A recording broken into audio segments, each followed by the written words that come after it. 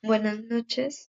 Queremos realizar la presentación del caso Patrick Wayne Carney. Eh, las integrantes somos mi compañera Emily Valentina Arias García y yo, Lilia Fernanda Forero Rodríguez. Esto es la asignatura Psicología Forense a cargo del tutor Juan Camilo Carvajal. Buenas noches. En esta presentación vamos a analizar un caso criminal utilizando herramientas de la psicología forense. Para ello abordaremos tres conceptos principales que son el riesgo de la violencia, el engaño y el análisis de credibilidad de testimonios. El riesgo de violencia hace referencia a la probabilidad de que una persona presente conductas agresivas o violentas en el futuro. Por otra parte, el engaño consiste en proporcionar información falsa o distorsionada con el fin de ocultar la verdad. Y finalmente, para evaluar la credibilidad del relato, utilizamos la técnica CBCA, lo cual permite analizar diferentes características del testimonio para determinar si presenta elementos compatibles con una experiencia real. Resumen del caso elegido. Patrick Abbas, el asesino de las bolsas de basura, fue un asesino en serie estadounidense que operó principalmente en el sur de California entre finales de la década de 1960 y 1977. El caso cobró relevancia nacional cuando las autoridades comenzaron a relacionar los restos humanos encontrados en bolsas de basura o a lo largo de la carretera. También en zonas rurales de los alrededores de California. La investigación reveló que la mayoría de las víctimas eran hombres y mujeres que habían tenido contacto con él antes de su muerte.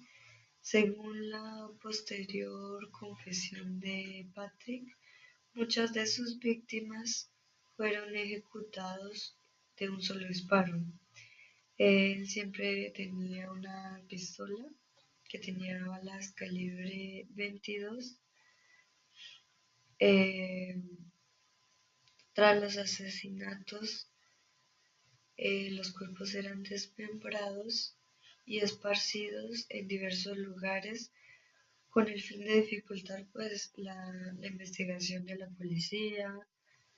Eh, en el juicio que se realizó en 1977, él confesó 32 asesinatos. Inicialmente habían dicho que eran 28, pero luego admitió más. Los medios de comunicación informaron que el juicio mostraba poca emoción, no mostraba mucho arrepentimiento. Y pues este caso, él decía que matar lo liberaba de frustraciones, se sentía poderoso y además él siempre mostró un interés por los cuchillos y por el desmembramiento. Bueno, para obtener el estrato de narración para el análisis, nosotros realizamos una investigación, eh, pero no encontramos casi información donde se publicara de pronto el testimonio o la interrogación, pero sí encontramos una página que publicaba digitalmente los periódicos que mostraba todas las narrativas que él hacía, en donde el asesino explicaba cómo se sentía o cómo actuaba él. Entonces, pues el extracto que notamos más importante fue este, que dice, abro comillas, los asesinatos lo excitaban y le daban una sensación de dominio. La idea de lastimar y matar a alguien resultaba sexualmente excitante. Utilizaba toallas para evitar que los cuerpos dejaran fluidos por todo el baño antes de desmembrarlos. Él decía que una bala en la cabeza era algo limpio y sencillo. Ese tipo como de expresiones o de la forma en que él relataba las cosas, pues nos ayuda a hacernos un análisis que más adelante mi compañera les va a explicar. Como resultados, al realizar el análisis del caso, encontramos varios factores de riesgo importantes. Entre ellos se destacan los antecedentes de conducta violenta, la falta de empatía hacia las víctimas, la escasa presencia de remordimiento y la tendencia a justificar a sus acciones. Estos hallazgos sugieren que el sujeto presenta un riesgo elevado de reincidir en conductas violentas, ya que muestra características psicológicas frecuentemente asociadas con el comportamiento agresivo y antisocial. En el análisis de credibilidad, en cuanto a este análisis, observamos que el relato contiene varios elementos que suelen encontrarse en testimonios basados en hechos reales. Por ejemplo, el sujeto proporciona detalles específicos de los acontecimientos, describe el contexto donde ocurrieron los hechos y mantiene una secuencia lógica de esta narración.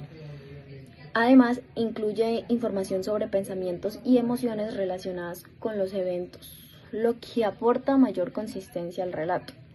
Por estas razones consideramos que el testimonio presenta indicadores significativos de credibilidad. Para finalizar, como conclusión personal, consideramos que este ejercicio fortaleció nuestra comprensión sobre la evaluación del riesgo de violencia y el análisis de credibilidad de los testimonios, herramientas fundamentales dentro de la psicología forense y la investigación criminal. En la discusión, los resultados obtenidos permiten comprender mejor los factores psicológicos y relacionados con la conducta delictiva. Los hallazgos encontrados coinciden con lo planteado por diferentes investigaciones sobre violencia y comportamiento antisocial. Desde la teoría del aprendizaje de Bandura, estas conductas pueden explicarse por influencia de experiencias previas, modelos de comportamiento y factores ambientales que favorecen la adquisición de conductas violentas. Asimismo, la presencia de rasgos antisociales como la falta de empatía, la ausencia de remordimiento y el incumplimiento de normas sociales contribuye a explicar el comportamiento observado en el caso analizado. En conclusión, el análisis realizado permitió identificar factores de riesgo importantes y evaluar la credibilidad del testimonio mediante una metodología estructurada y basada en evidencia científica.